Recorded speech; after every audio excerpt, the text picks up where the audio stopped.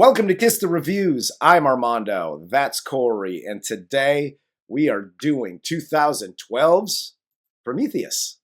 Parenthetically titled, Karen's in Space! And if you couldn't tell from that, this is your favorite review show, our little comedic take on your favorite movies or your not so favorite movies. So for those of you who are first timers, that's what we do here. So it's called tongue in cheek. Some might call it comedy, but most of you call it stupid. Yes, that's true. If you would like to join us for all the extras, movie clips, etc., giveaways and whatnot, you can join us on Patreon. You can just go to the Patreon app, look up Kiss the Reviews, or go to the website if you're like old and you're still working on a PC. That works too.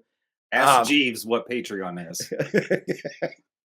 And then so we have some more RAM speed.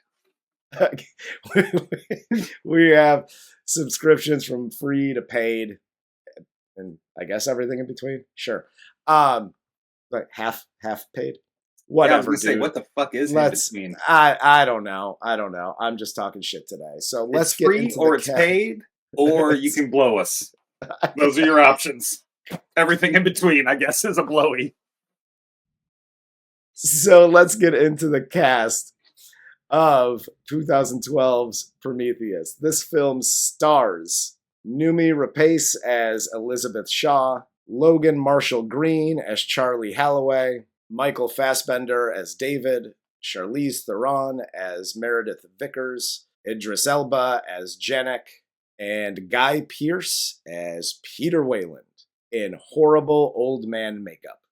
So the movie opens with a spaceship over a waterfall. You get this like jacked weightlifting humanoid alien that takes like a shot of Sambuca, and then he starts to disintegrate and falls into the water, and he goes over the waterfalls.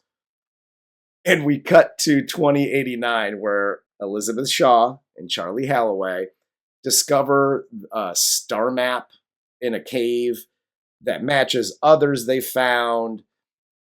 And Shaw's reaction to this, I mean, they're in awe, but Shaw says, I think they want us to come find them. I think they want us to come and find them. Here's the first of many just like wild assumptions that are made in this movie. I think, why? Because the same stars that are in caveman drawings, that's why. Yeah, that's like saying Google took a picture of my street because they want you to come over to my house. That's so dumb. The whole premise of this movie is based on this simple fact that Shaw goes, they want us to come to them and see them and visit them and whatever. I want to find out why. The big why. It's one of our first instances of our Karen in space, because holy shit, white woman energy. It's one thing to invite yourself over to, like, I'm going to go bring them a pie and see what's going on over at that house. It's another thing to be like, I'm going to go to that planet and see why they made us. Wow. And it's another thing to go to, the Weyland Corporation and convince them to spend billions of dollars to shoot you and a crew of 17 into space, stasis, the whole fucking nine. To what end?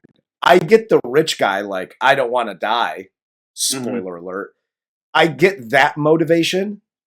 Like, I'm getting old, I'm going to die. I want to see if they have, like, the Fountain of Youth type thing. Yep. That's a great motivation. Her motivation is, let's go and talk to these aliens and go, hey, why? Not for me, guy. Sorry. I'm just like the first Alien movie. I'm out. The minute you start talking that mess, I'm like, yeah, cool. But no, her boyfriend, husband, whatever Holloway is to her, is like, okay, let's go to space immediately. He's just a bro. Yeah. He's just a bro on the ride. But we cut to, it's 2093. We see the scientific vessel Prometheus with this crew of 17. Mm-hmm. They're all traveling in stasis. We see David, who's like, I don't know, the android butler on the ship, and he's shooting hoops and riding a bike and watching old movies as he looks over the crew and accesses their dreams.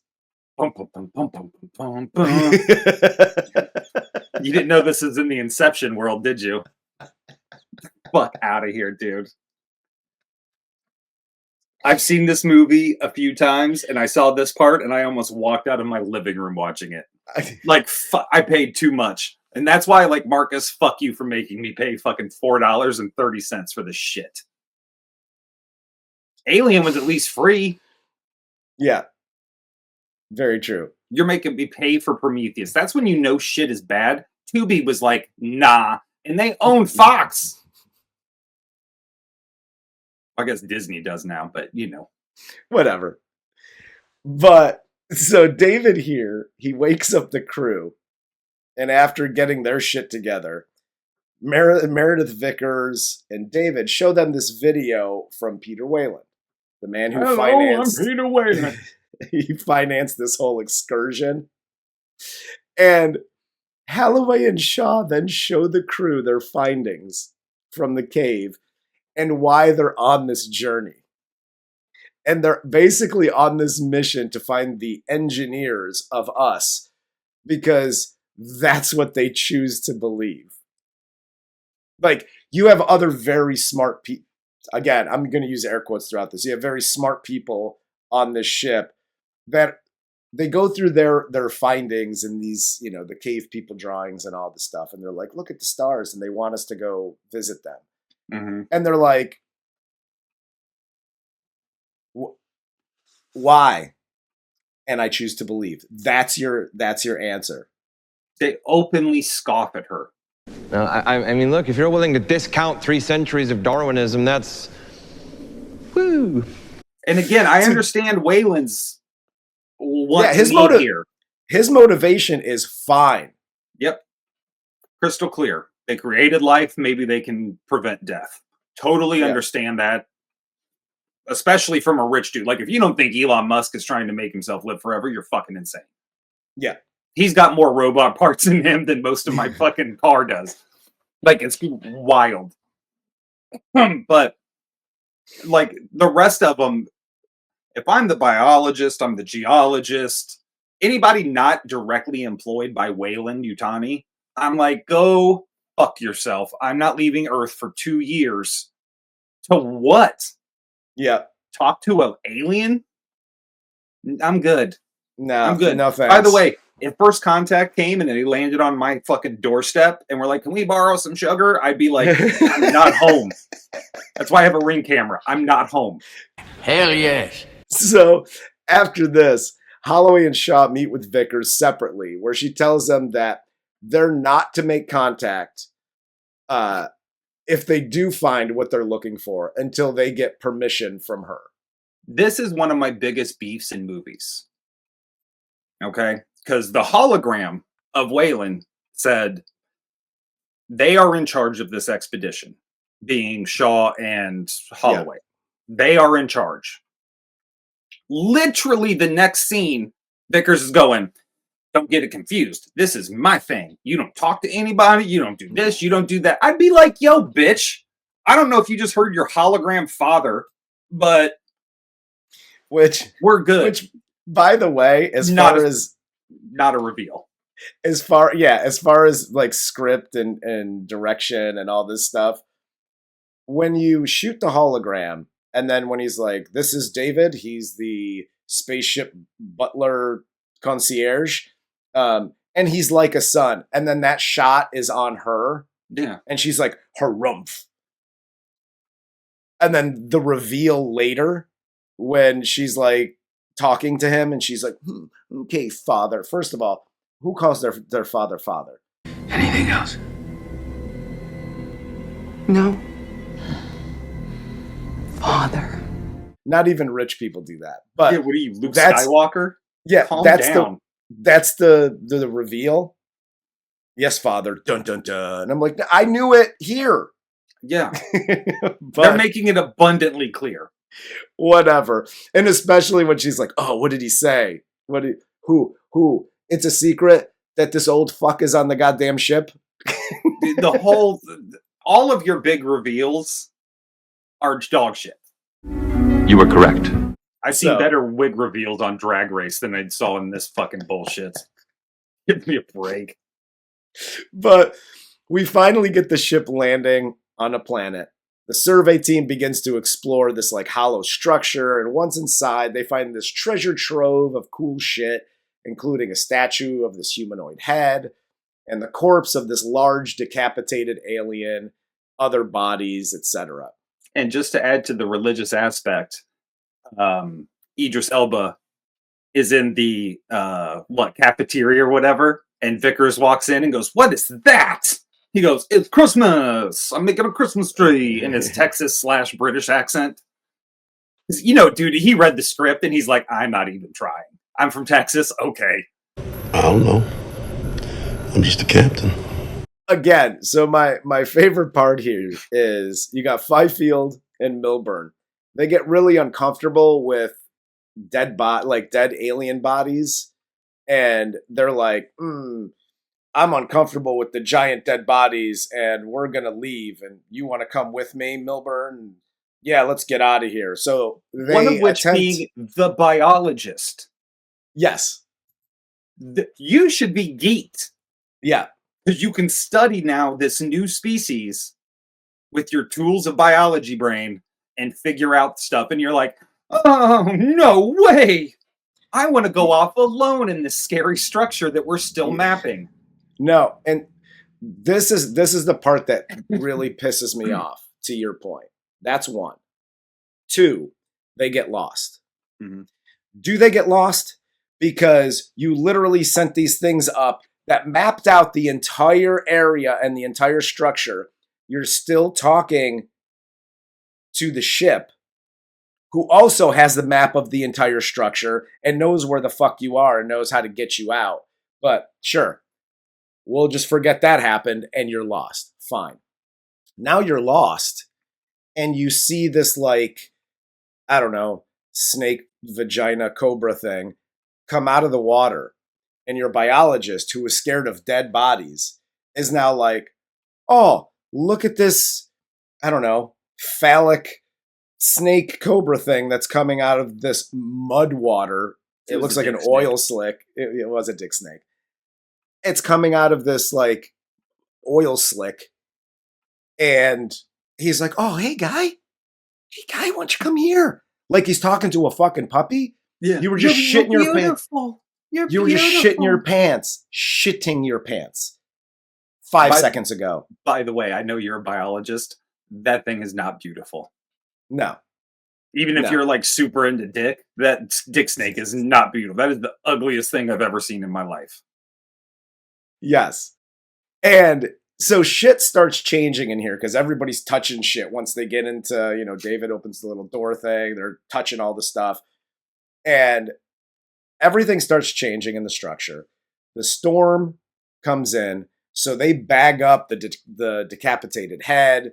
David takes one of the little cylinders, and they head back to the ship.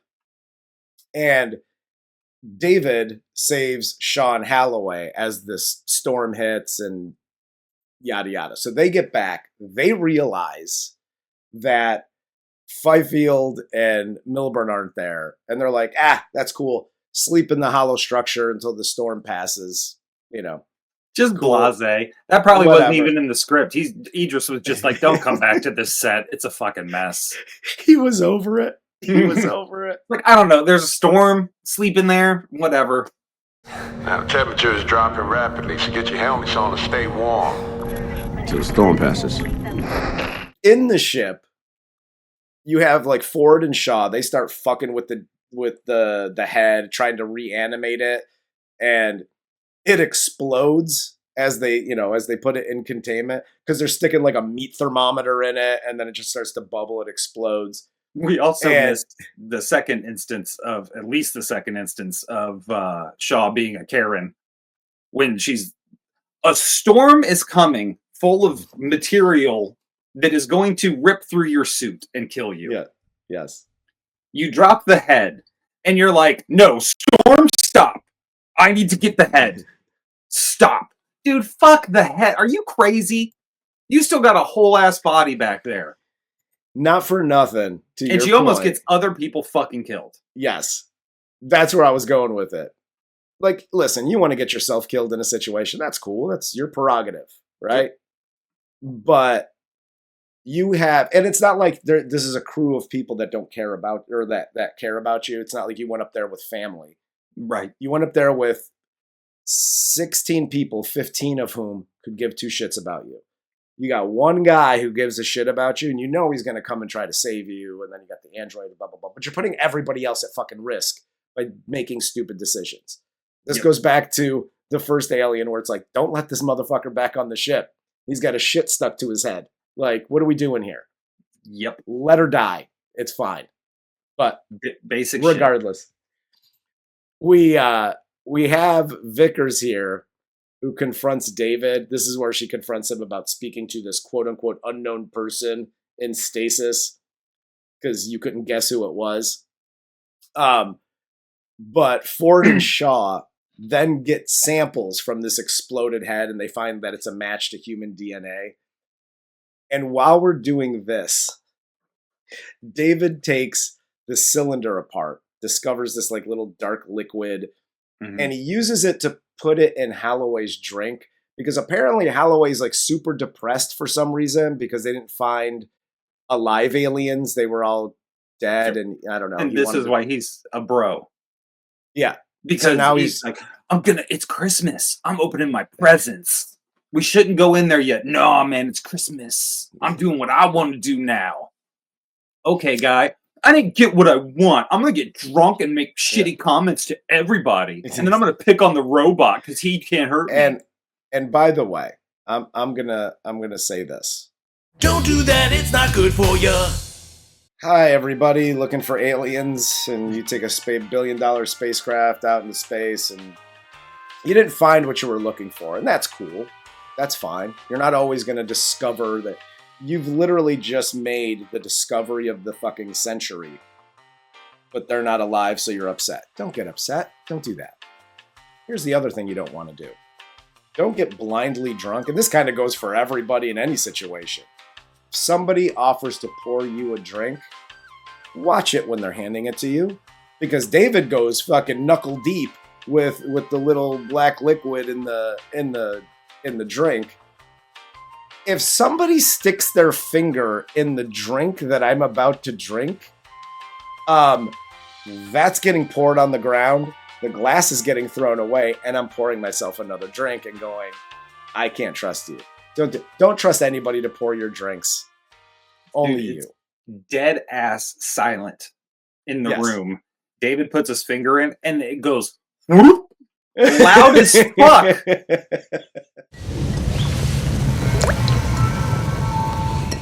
But back inside the structure, this is where we have the Cobra Dick Snake creature. It kills Milburn.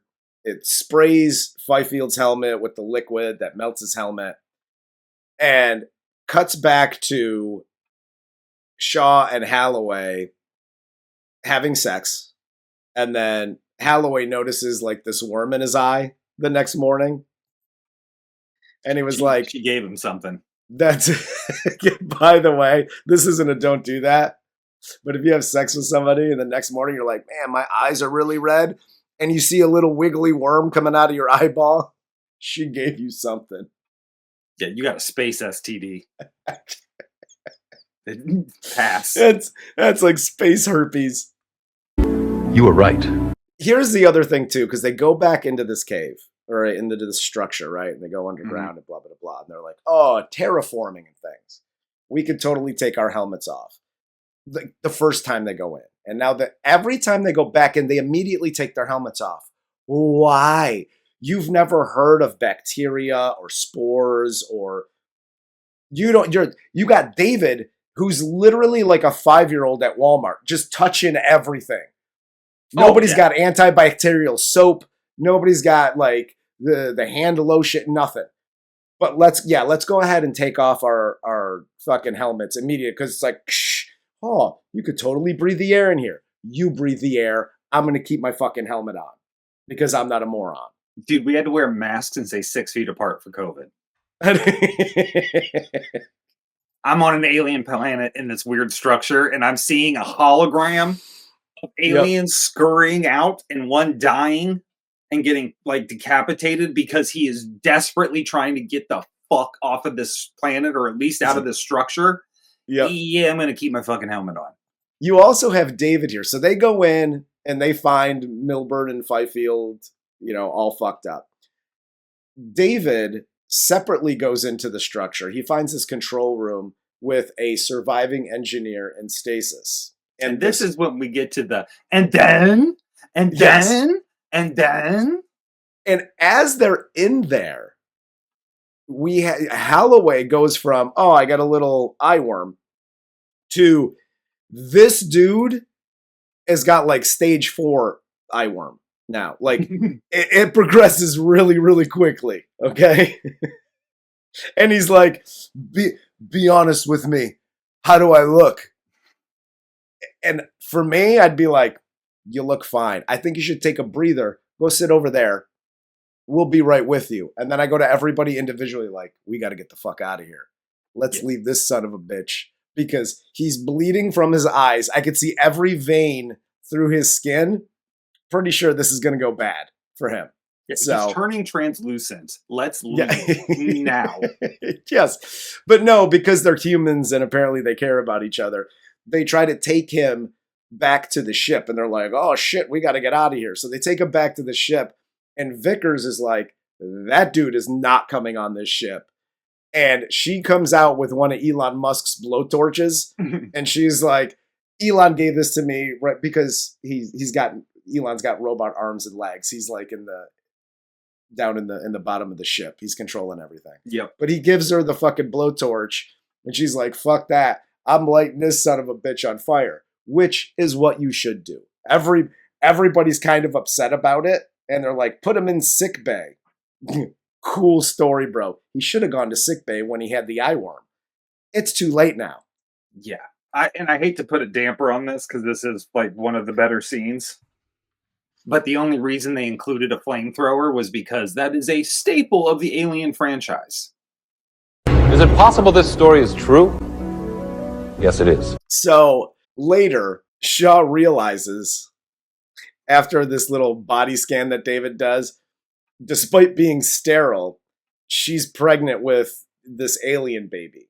And Shaw uses Vickers' like automated surgery table to extract and subdue the squid baby. It's like a fucking squid that has grown immensely over. First off, let's just go back to the fact that she did the cesarean. Yep. And then the fucking pod or whatever bursts in her open wound. Yes. I kill myself immediately. That is by far the most disgusting fucking outcome of leave the fucking thing in me. This is a great scene though. It's awesome. It's an awesome shot. scene. It's shot really well. It's so good. And then again, the unnecessary, why is this pod only calibrated for a man? We know he's there. We know it. If you've been paying half of attention, yes, you definitely know he's there. And if you aren't picking up on the fact that the pod is made for a man only. That is totally going over your head. You're trying to look at her nipple through the fucking bandage wraps. That's where your mind is at. So leave it the fuck. Like, this is such a waste of fucking time where she could have just said, and I can't do that. We're talking about religion. Dude, fuck that. Hit the abortion button. It's fucking 32:28. And take this fucking rodent out of me. Are you out of your fucking mind? Hit the abortion button. I mean, come on. She goes in, she's like, beep, boop, beep, one abortion, please. Yep. There is a button labeled abortion. It's got a little squid on it. Like that's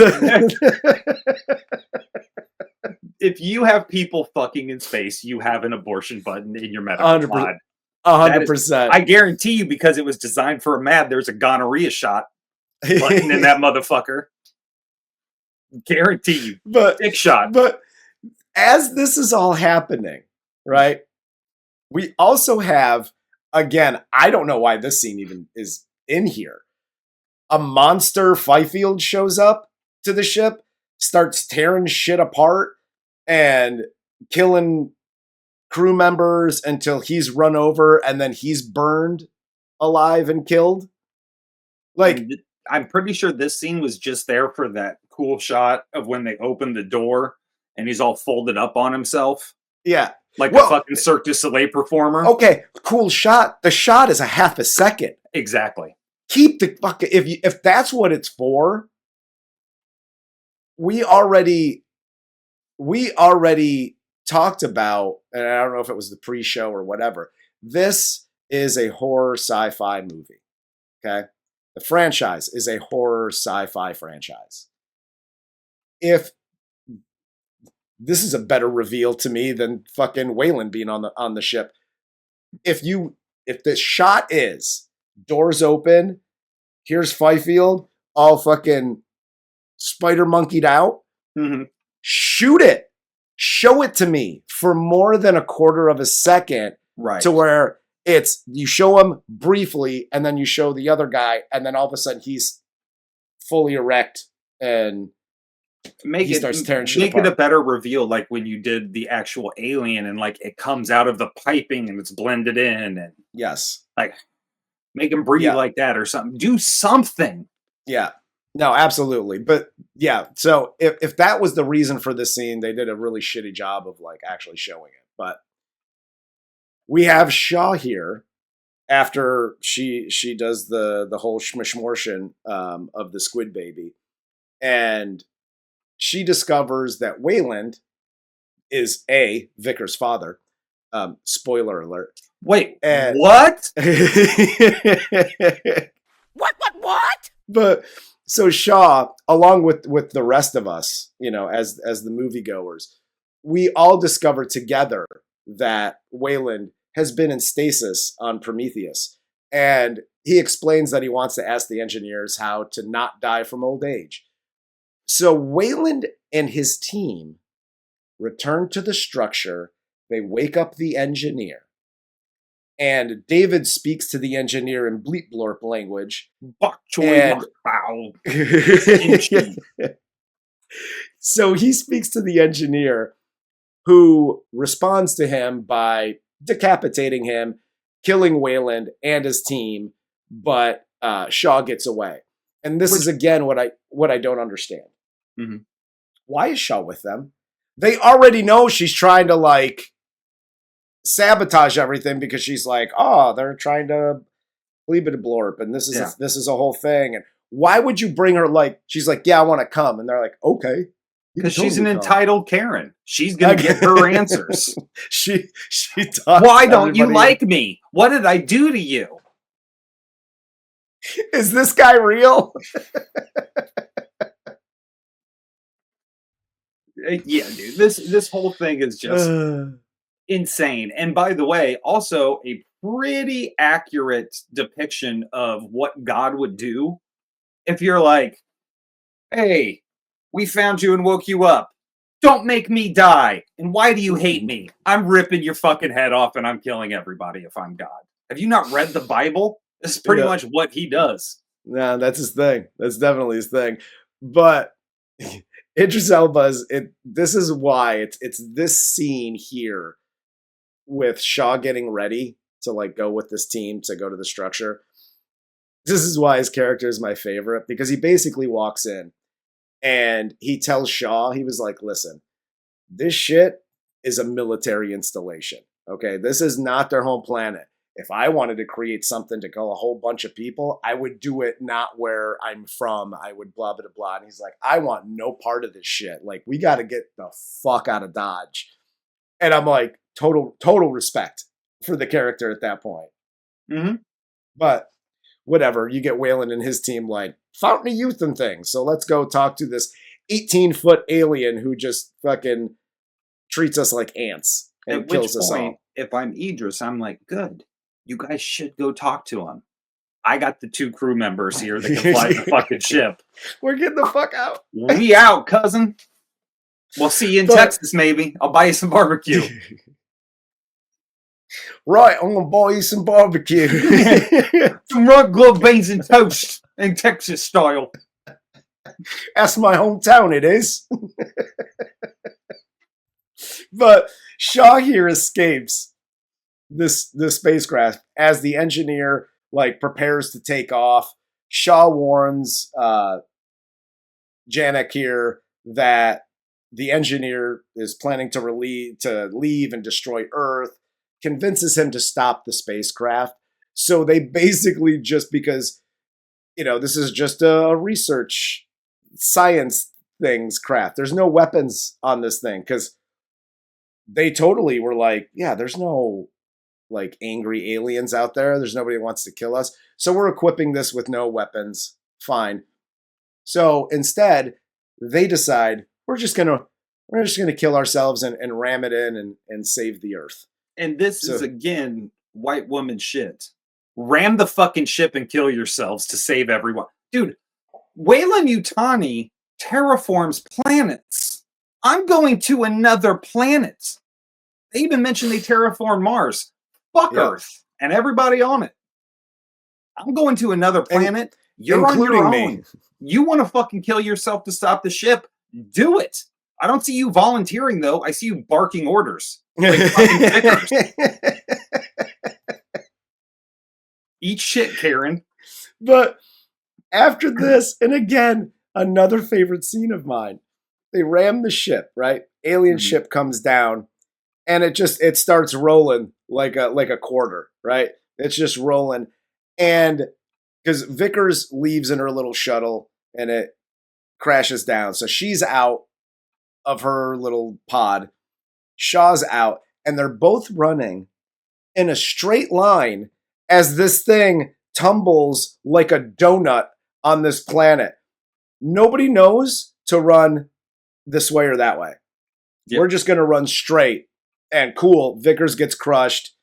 Shaw almost gets crushed, but like she falls in a hole or whatever the fuck. And it's so close. It's so close, but she's still alive. Shaw is so calling this planet's manager. Absolutely.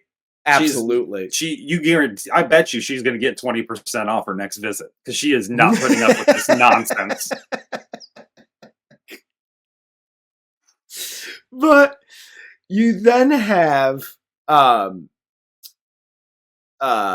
Shaw going to like Vickers' lifeboat here and sees that her squid baby is still alive and has grown and is enormous. And ridiculously big, let's just say it. Yeah. She locks it in like the medical bay. Mm-hmm. Was it eating electronics? Like, I want to know how it grew so much without any like life-sustaining fucking food. Or maybe it survives on bacteria. Whatever it is, there's nothing in there for it to survive on. But like, cool story, bro. Now it's Gigantor. Yeah. And like, I know we talked about an alien, and it is kind of a thing, like how the aliens evolve quickly and adapt. Yeah. This one's just ridiculous, though. It really is. It's like it downloaded the ship's computer and knows all fucking information now. It's just like, I can't contain myself. But David here patches into Shaw, like he's all decapitated, but apparently he still works. So he warns Shaw over the intercom that the engineer survived the crash. The engineer opens the lifeboat's airlock, attacks Shaw because he gives a shit about her now for some reason. Cool. But Shaw then releases her squid baby on the engineer, and he takes some squid to the mouth. And Shaw dick snake straight to the mouth. 100%. Shaw then recovers David's remains, his head and his body, and they launch another engineer spacecraft, because apparently there's thousands of these things all over the planet. And then, so they launch this spacecraft so they can go not to Earth, so they can go to the engineer's home planet, because Karen wants to understand why they wanted to destroy humanity. And the movie ends in the lifeboat with the alien creature bursting out of the engineer's chest. And that's your big reveal at the end of the movie. Yep, that was it. Yeah. That was a thing. If you had made this just a standalone sci-fi movie, if this is I would give it a better grade. 100%. 100%. It's a little bit of a mess, but we've talked about in sci-fi, you're creating your own worlds and like this whole universe. Yeah. So it can be messy. You were correct. But when you have something that is so canonized like Alien and Aliens, going back and doing this kind of wild swing shit and making it a religious parable, like, dude, what are you doing? No, this was The Godfather 3. Yeah, essentially. I mean, that's what this was, adding the religious aspect. Mm-hmm. One.